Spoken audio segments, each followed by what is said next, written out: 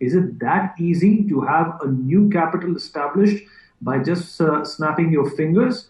Let's find out from our guests what they think about this proposal. Joining me on the program is Sri Krishna, senior journalist. Rahul Ishwar, activist, also joins us on the program.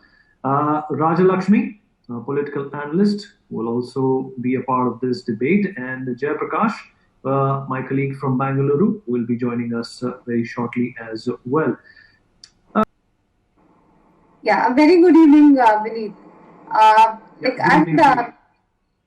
would like to start by saying that Madurai, if in terms of development, you could say that it is, almost a decade behind in terms of development. But at the same time, it is culturally significant, and it is possible also to give it that importance, like in terms of, say, it already has the branch of the Madras High Court, and also there are some developments like the AIMS is coming up there, etc.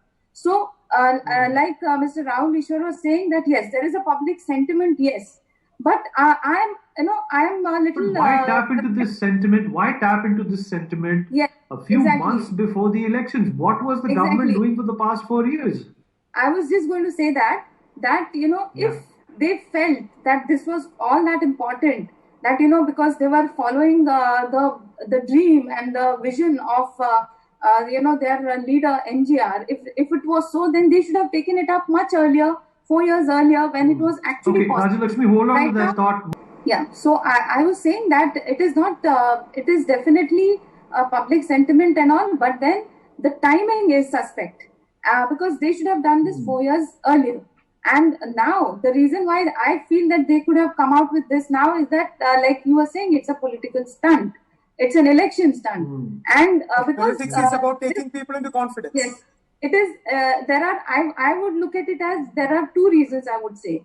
One is that they don't have, like we were discussing in an earlier debate, they don't have these larger than life leaders in their party anymore. So, they need something to be relevant. So they want to gather public sentiment by bringing in this thing about the second. Rajalakshmi, there's factionalism between the AIDMK. Rajalakshmi, should that be applying for any state which is approaching imminent elections? 3.5 lakh COVID-19 cases, 6,000 people dead, almost 5,000 to 7,000 cases every day being reported in Tamil Nadu. Obviously, the recovery rate is also something that is appreciable. But at the same time, the government cannot use these ploys to hide their failures.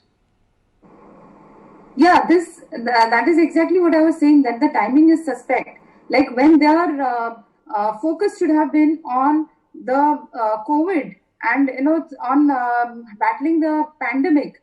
In fact, I have heard cases of a lot of huge numbers of corruption, even in terms of e-passes, etc. Now, like I was telling you, I look at it as two reasons. Like I feel that, they may be having some kind of an insecurity that, because of this, the fact that they have these two factions, they may be seeing that this thing is out in the open.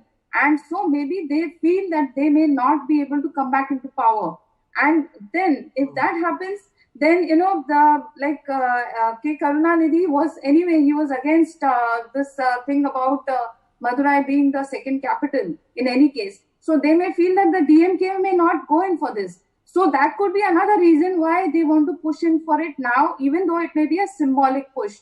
That could be one reason. But then largely I look at it as let's also right, Rajalakshmi, just a minute left on to the debate. At a time when